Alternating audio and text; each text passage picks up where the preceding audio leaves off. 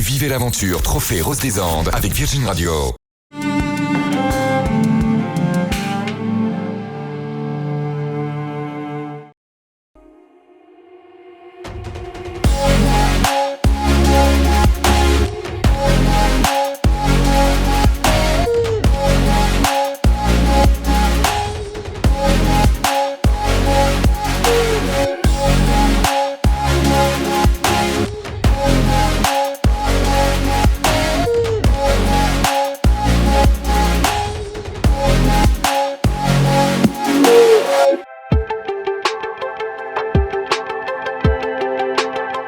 On est 33e, c'est plutôt pas top, mais on va essayer de récupérer des places aujourd'hui.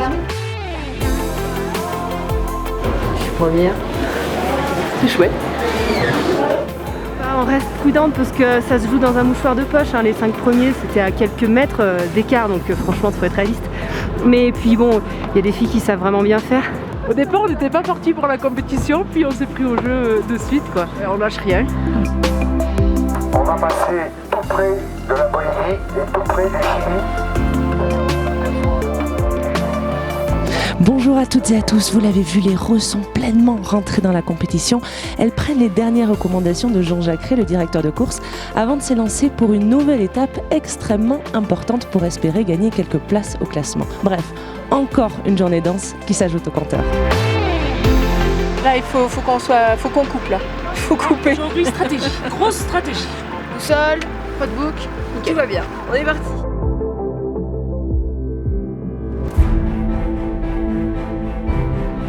L'étape d'aujourd'hui totalise 297,9 km et dès l'entrée de piste, certains équipages en quête de coupe prennent des risques. Je pense qu'on est bien tanké parce qu'on est sur 3 roues. Pas trop d'ambition et surtout je pensais que c'était plus dur et voilà. On va voir si on arrive en poussant mais... Faut pas prendre de pénalité, elles le font toutes seules. Si jamais elles ont besoin de nous, on est là pour les dépanner sans problème. Mais heureusement, sur le Rose des Andes, la solidarité est de mise.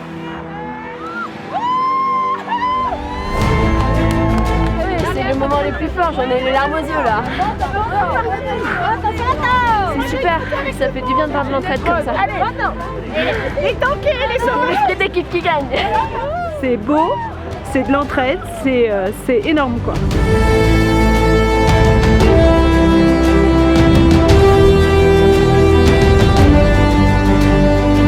Passage du CP virtuel 6 au PK 100.5. Ici, les nuages côtoient les sommets. Le tout sous l'œil attentif de l'organisation. C'est clair que 4000-4500 mètres, ce n'est pas une altitude habituelle. Il faut le temps que le corps s'habitue. Mais là, franchement, on voit que les filles s'en sortent vraiment très bien. Au bout de la piste, le Salar Kochari. C'est un secteur de hors-piste, il faut rester très vigilant. Mais pour cet équipage, la sentence tombe. On a fait une erreur de navigation. Sur l'embout, il y avait marqué quitter la piste principale et en fait, on s'est retrouvé sur le Salar. J'ai un tout petit peu ralenti et puis du coup, on s'est embourbé.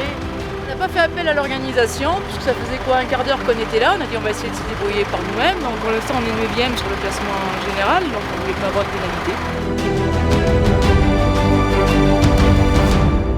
Encore 67 km avant la fin de l'étape. Et enfin, San Antonio de los Cobres. Petit village minier perché à 3800 mètres d'altitude où ce soir, les Roses sont attendus avec impatience.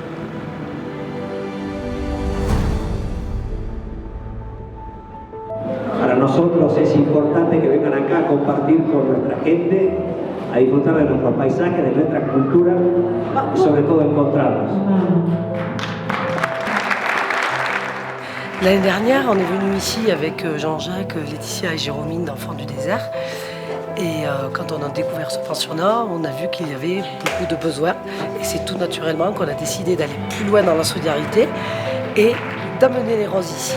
Et grâce à leurs dons, on a pu acheter des matelas et aussi une machine à laver professionnelle.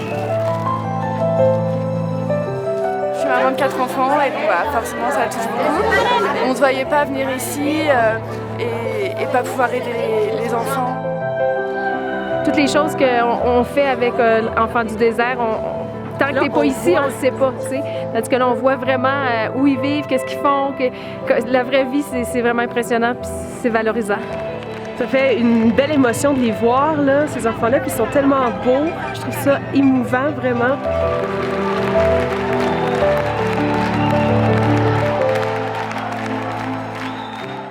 Ce soir, les concurrentes iront se coucher avec des images plein les yeux, mais qu'elles n'en oublient pas de se reposer, car demain, c'est l'étape marathon.